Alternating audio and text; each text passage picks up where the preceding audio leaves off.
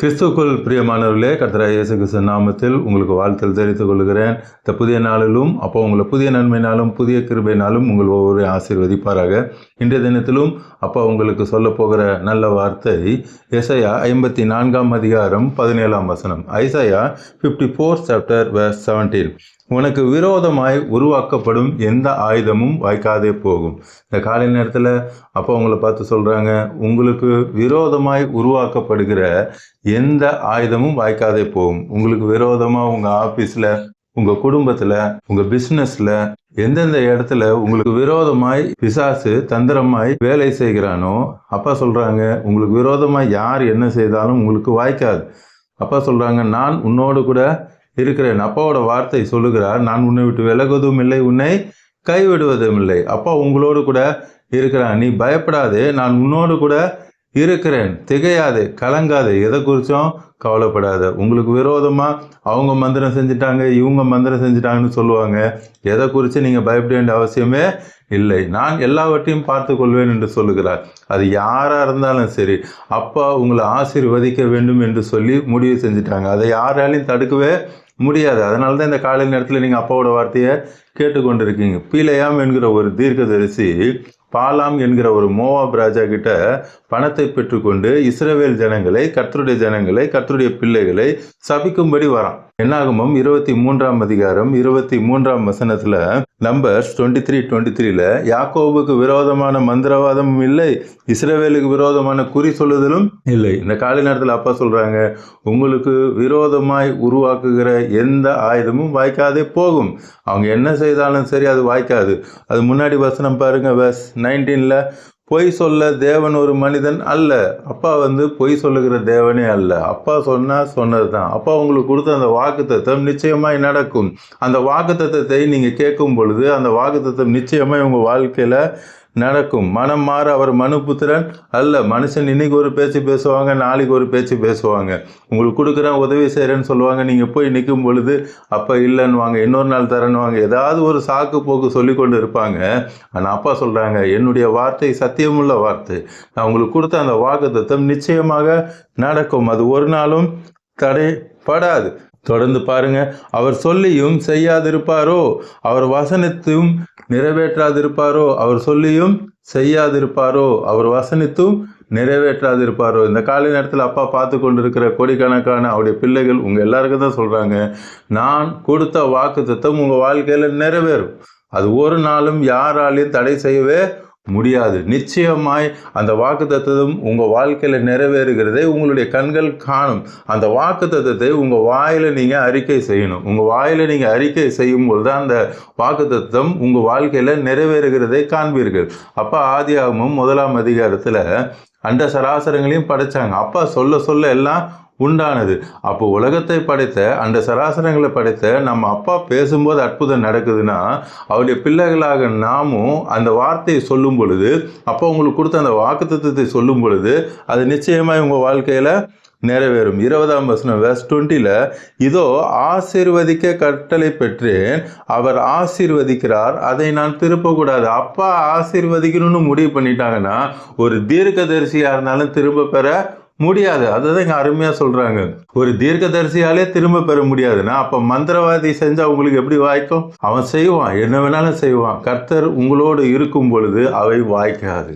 அவங்க என்ன செய்தாலும், உங்கள் பிஸ்னஸுக்கு விரோதமாக செய்தாலும் சரி, உங்கள் குடும்பம் ஒன்றும் இல்லாமல் அழிந்து போக வேண்டும் என்று செய்தாலும் சரி, உங்களுக்குள்ள ஒற்றுமை இல்லாமல் போயிடணும்னு செய்தாலும் சரி, உங்கள் குழந்தை பிறக்கக்கூடாதுன்னு செய்தாலும் சரி, உங்களுக்கு திருமணம் ஆகக்கூடாதுன்னு செய்தாலும் சரி, உங்கள் சொத்து பிரச்சனையாக இருக்கலாம். உங்கள் சொத்தை அவங்க அபகரிக்கிறதுக்கு மந்திர தந்திர கிரியை செய்யலாம். என்ன வேணாலும் செய்து போட்டுமே. இந்த காலை நேரத்தில் அப்பா சொல்கிறாங்க, உங்களுக்கு விரோதமாய் உருவாக்கப்படும் எந்த ஆயுதம் வாய்க்காதுன்னா வாய்க்காது தான். நிச்சயமாய் அப்பா அற்புதம் செய்வேன் என்று சொல்லுகிறார். 21 வசனம் verse 21 அவர்களுடைய தேவனாகிய கர்த்தர் அவர்களோட இருக்கிறார். அல்லேலூயா. இந்த காலை நேரத்தில் அப்பா மீண்டும் சொல்கிறாங்க, நான் உன்னோடு கூட இருக்கிறேன். பார்த்து கொண்டிருக்கிற கோடிக்கணக்கான அப்போடைய பிள்ளைகள் உங்களுக்கு தான் சொல்கிறாங்க, நான் உன்னோடு கூட இருக்கிறேன். ராஜாவின் ஜெய கம்பீரம் அவர்களுக்குள்ளே இருக்கிறது. உங்களுக்குள்ள அப்பாவுடைய ராஜ ஜெய கம்பீரம் உங்களோடு கூட இருக்கிறது. அதே என்னாகமம் 24:1 நம்பர்ஸ் 24:1 இஸ்ரவேலை ஆசீர்வதிப்பதே கர்த்தருக்கு பிரியம். அப்பாவுக்கு உங்களை ஆசீர்வதிக்கிறது தான் பிரியம். அதனால் நீங்கள் எதை குறிச்சும் கவலைப்பட வேண்டிய அவசியமே இல்லை. ரோமர் 12ஆம் அதிகாரம் 19ஆம் வசனம். Romans 12 chapter verse 19. பிரியமானவர்களே, பழி வாங்குதல் எனக்குரியது. அப்போ அந்த காலை நேரத்தில் சொல்கிறாங்க, நீங்கள் யாரும் பழி வாங்கணும்னு அவசியம் இல்லை. யார் உங்களுக்கு விரோதமாக செஞ்சாங்க, யார் உங்களுக்கு விரோதமாக எழுதி, எதை குறித்து நீங்கள் கவலைப்பட வேண்டிய அவசியமே அல்ல. உங்கள் வேலை என்ன? பைபிள் படிக்கணும், ஜெபம் பண்ணணும், அப்பாவுக்கு பிரியமான வாழ்க்கை வாழணும். அதை செய்து கொண்டு நீங்கள் போயிட்டே இருந்தீங்கன்னா உங்களுக்கு விரோதமாக யார் வந்தாலும் சரி, அப்பா சொல்கிறாங்க, பழி வாங்குதல் எனக்குரியது, நானே பதில் செய்வேன் என்று கர்த்தர் சொல்லுகிறார். இந்த காலை நேரத்தில் அப்பா சொல்லுவாங்க, உங்களுக்காக நான் வழக்காடுவேன். ஏசாயா 59ஆம் அதிகாரத்தில் 19ஆம் வசனம். ஏசாயா 59:19. வெள்ளம் போல சத்துரு வந்தாலும் கர்த்தருடைய ஆவியானவர் கொடியேற்றுவேன்னு சொல்கிறாங்க.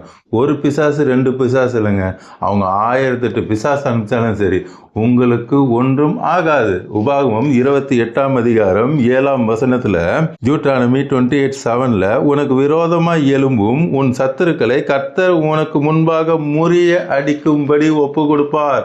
உங்களுக்கு விரோதமாய் எந்த சத்துருவா இருந்தாலும் உங்களுக்கு முன்பாக முறிய அடிக்கும்படி அப்பா ஒப்பு கொடுப்பாங்க. ஒரு வழியாய் உனக்கு விரோதமாய் வந்தா அவன் 7 வழியாய் ஓடி போவான் என்று சொல்றாங்க. சங்கீதம் 91ஆம் அதிகாரத்தில் பார்த்தீங்கன்னா சாம்ஸ் 91ல் உன் பக்கத்தில் 1000 பேரும் உன் வலதுபுறத்தில் 10,000 பேர் விழுந்தாலும் அது உன்னை அணுகாது. வாதை உன் கூடாரத்தை அணுகாது, பொல்லாப்பு உனக்கு நேரிடாது. இந்த காலை நேரத்தில் அப்பா அருமையான ஒரு வாக்குத்தத்தத்தை உங்களுக்கு கொடுத்துருக்காங்க. எந்த மந்திர கிரியை எதுக்கும் நீங்கள் பயப்பட வேண்டிய அவசியம் இல்லை. இப்பொழுது நம் கண்களை மூடி கல்வாரி சிலுவை பார்க்கலாமா? அன்பின் பரலோக தகப்பனே, இந்த காலை நேரத்தில் உங்களுடைய பிள்ளைகளோடு கூட பேசுறீங்கப்பா. நீங்கள் அற்புதங்களையும் அதிசயங்களையும் செய்கிற தேவன், ஆராய்ந்து முடியாத பெரிய காரியங்களை செய்கிற தேவன். இப்பொழுதே உங்களுடைய கரமப்பா, உங்களுடைய பிள்ளைகளுக்கு விரோதமாக யார் யாரெல்லாம் மந்திரம் செய்திருக்காங்களோ, என்னென்ன கிரியைகள் இருக்கிறதோ எல்லாவற்றையும் எலியா கூப்பிடும்போது இறங்கின அக்கினி, தண்ணீரை நக்கி போட்ட அக்கினி இப்பொழுதே இறங்கி சுட்டரிக்கிறதுக்காக இந்த நொடியே நீர் விடுதலை கட்டளிடுகிறதுக்காக நன்றி அப்பா. அவங்க வீட்டில் இருக்க அந்த மந்திர கிரியைகள் இப்பொழுதே எரிந்து சாம்பலாகிறது. அவங்க பிஸ்னஸில் இருக்கிற அந்த மந்திர கிரியைகள் இப்பொழுதே எரிந்து சாம்பலாகிறது. அது இருந்த இடமே தெரியாமல் போகிறது. அந்த பூமியில் புதைத்து வைத்து அவங்க சொத்தை அபகரிக்கணும்னு நினைத்த அந்த கிரியைகள் இப்பொழுதே எரிந்து சாம்பல்.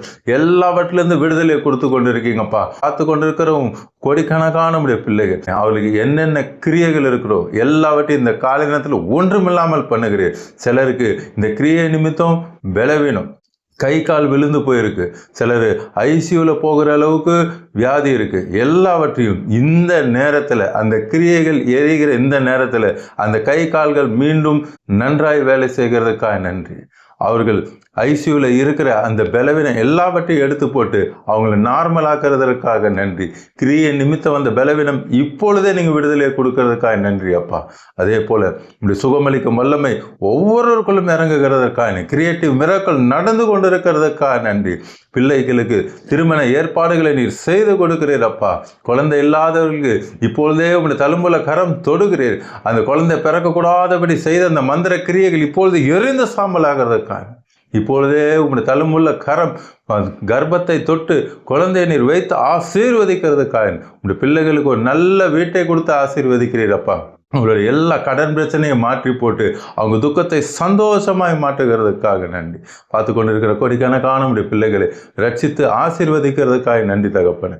இயேசு நாமத்தில் ஜெபிக்கிறேன் நல்ல பிதாவே, ஆமேன் ஆமேன். தொடர்ந்து பாருங்க, அப்பாவோட வார்த்தையை கேளுங்க, அநேகருக்கு ஷேர் பண்ணுங்க. எல்லோரும் ரட்சிக்கப்படட்டும், ஆசீர்வதிக்கப்படட்டும். உங்களுக்கு ப்ரேயர் பாயிண்ட்ஸ் தான் கமெண்ட்ஸில் போடுங்க, உங்களுக்காக ஜெபிப்பேன்.